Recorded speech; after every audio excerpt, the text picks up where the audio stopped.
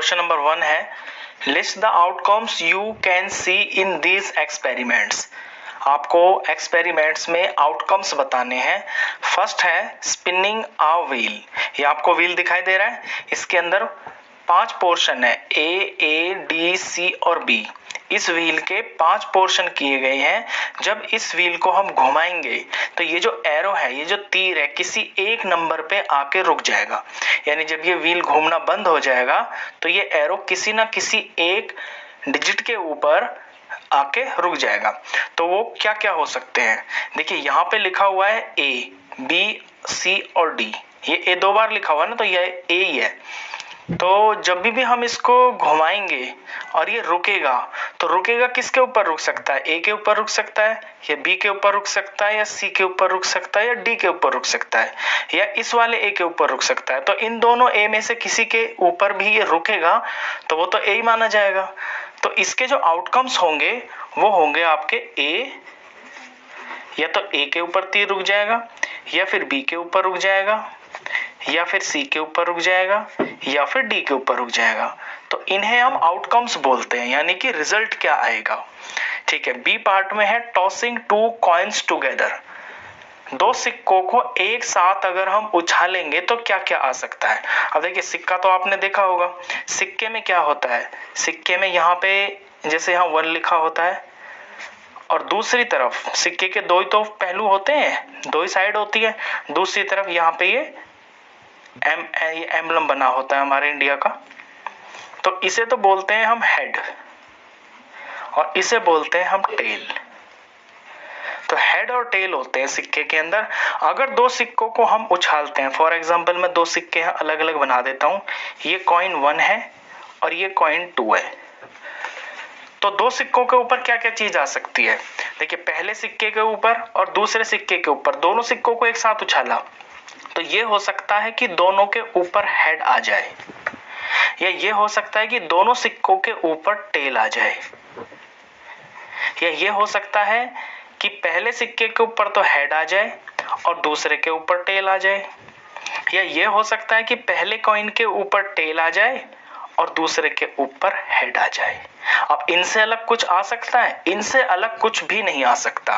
तो जब 2 सिक्कों को एक साथ हम उछालते हैं तो ये जो 4 आउटकम्स हैं ये आते हैं, head head, tail tail, head tail, या फिर टेल हेड। चलिए क्वेश्चन नंबर 2 देखते हैं। When a die is thrown, list the outcomes of an event of getting।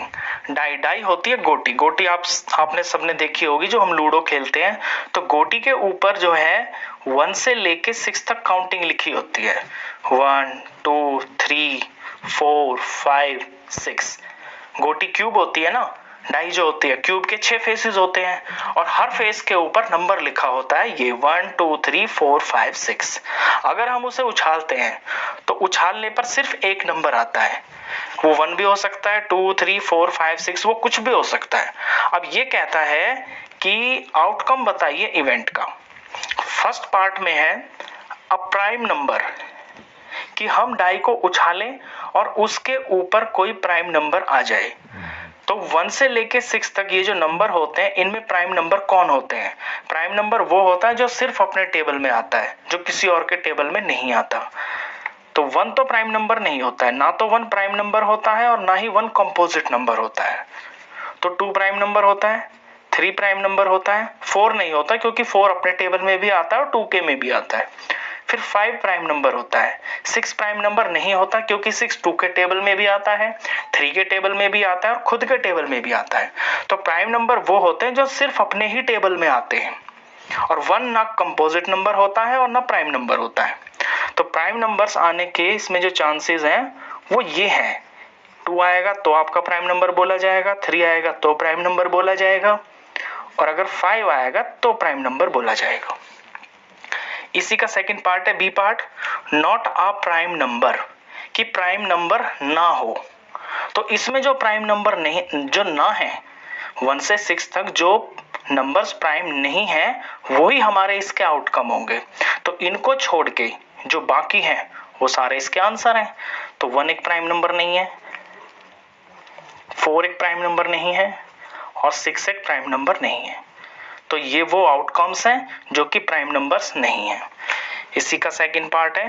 Second part का ए पार्ट पढ़ते हैं। अ नंबर ग्रेटर देन 5, कि हम डाई उछालें और कोई ऐसा नंबर आ जाए जो कि 5 से बड़ा हो।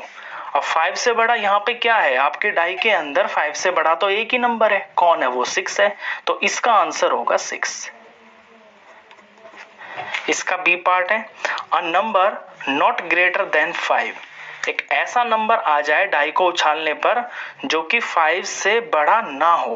और 5 से बड़े इसमें कौन कौन नहीं है, ये जो सारे के सारे नंबर हैं 1 2 3 4 और ये खुद 5 को भी हम इसके अंदर इंक्लूड करेंगे। हमसे पूछा है ना सिर्फ कि 5 से बड़ा नहीं होना चाहिए, 5 हो सकता है, तो 5 से बड़ा तो इसमें सिर्फ 6 ही है। तो यानी कि ये नंबर हमारे आंसर है। तो 5 से बड़ा ना हो ऐसे कितने नंबर हैं डाई के ऊपर, ये 1 है, 2 है, 3 है, 4 है और ये 5 है। तो ये वो आउटकम्स हैं डाई के ऊपर जो कि 5 से बड़े नहीं हैं। चलिए अब करते हैं क्वेश्चन नंबर 3। क्वेश्चन 3 में कहता है find probability of the pointer stopping on D in question 1 का पार्ट ए। अब पहले मैं आपको प्रोबेबिलिटी बता देता हूं कि प्रोबेबिलिटी एक्चुअली होती क्या है। चांस तो आप समझ गए, किसी गोटी को उछाला तो क्या आने के क्या चांसेस हैं, चांस तो आउटकम, सॉरी चांस नहीं आउटकम, तो आउटकम यानी कि क्या आ सकता है। अब प्रोबेबिलिटी होती है चांस, कि किसी चीज के आने के चांस कितने हैं, चांस को ही हम प्रोबेबिलिटी कहते हैं। अब चांस के लिए हमारे पास दो चीजें होती हैं, एक तो टोटल, यानी कि टोटल वो चीजें जिनमें से हमको आउटकम लाना है, और ऊपर जो फेवरेबल आउटकम है, जो हमें चाहिए वो आउटकम। फर्स्ट पार्ट पढ़ते हैं, probability of the pointer stopping on D in question 1 का पार्ट ए। ये जो आपको फर्स्ट में दिखा हुआ है, ये फर्स्ट का ए यही तो है, स्पिनिंग व्हील, ये व्हील दिया हुआ है। तो इस व्हील के अंदर इस बात की क्या प्रोबेबिलिटी है कि ये जो एरो है, ये जो पॉइंटर है, ये डी की तरफ रुक जाए। अब देखिए इस पूरे के पूरे अंदर, व्हील के अंदर टोटल पार्ट्स कितने हैं, तो सबसे पहले तो नीचे टोटल लिखते हैं। टोटल इसके अंदर है 5। अब 5 में से डी कितनी जगह पे लिखा हुआ है, कितनी ऐसे जगह हैं, कितने ऐसे आउटकम है जहां पे डी लिखा हुआ है। अब डी तो एक पे लिखा हुआ है, तो 1, यानी 1/5, यानी 5 में से एक चांस है कि डी पे ये जो पॉइंटर है ये रुक जाए। इसे बोलते हैं हम प्रोबेबिलिटी। सेकंड देखते हैं, probability of getting an S from a well shuffled deck of 52 playing cards. ये कार्ड्स का क्वेश्चन है, ताश के पत्ते होते हैं। मैं बता दूं ताश के पत्ते के अंदर ना टोटल पत्ते होते हैं 52 कार्ड्स। इसमें पूछा है एस, एस का मतलब होता है इक्का, जिस पे ए लिखा होता है ना वो इक्का होता है। अब ताश के पत्ते में 4 तरह के पत्ते होते हैं, 4 तरह के पत्ते होते हैं और उनमें 4 ही ए होते हैं, ए फॉर इक्का। ये 4 तरह के कौन कौन पत्ते होते हैं, एक तो ऐसे रेड कलर का हार्ट बना होता है, एक रेड कलर का ऐसे डायमंड बना होता है, और ब्लैक कलर का एक इस तरह से स्पेड बना होता है, इसे हम स्पेड बोलते हैं। और इसी तरह से ब्लैक कलर का एक ये बना होता है जिसमें लीफ जैसा होता है ये। तो ये दो होते हैं ब्लैक और ये दो होते हैं रेड। ये 4 तरह के पत्ते होते हैं और इन चारों तरह के पत्तों के अंदर एक एक ए होता है, ए फॉर इक्का। इसे हम हिंदी में इक्का बोलते हैं और इंग्लिश में एस बोलते हैं।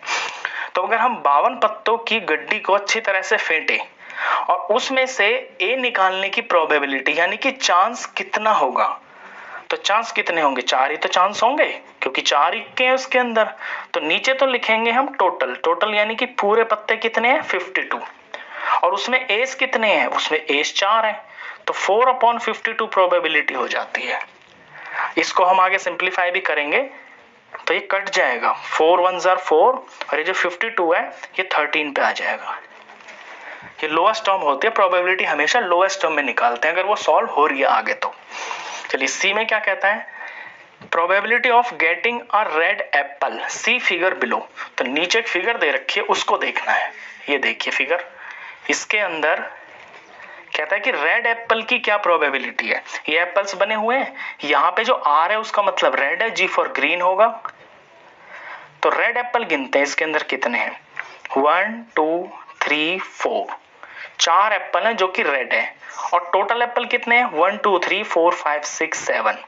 तो रेड एप्पल की प्रोबेबिलिटी हो जाएगी 4/7। यानी कि अगर हम इसमें आंख बंद करके हाथ डाल के कोई एप्पल निकाले तो 7 बार में से 4 बार हमें रेड एप्पल बाहर निकल के आएगा। ये होती है प्रोबेबिलिटी। तो इस वीडियो में बस इतना ही। नेक्स्ट क्वेश्चंस के लिए मिलते हैं फिर नेक्स्ट वीडियो में, तब तक के लिए गुड बाय।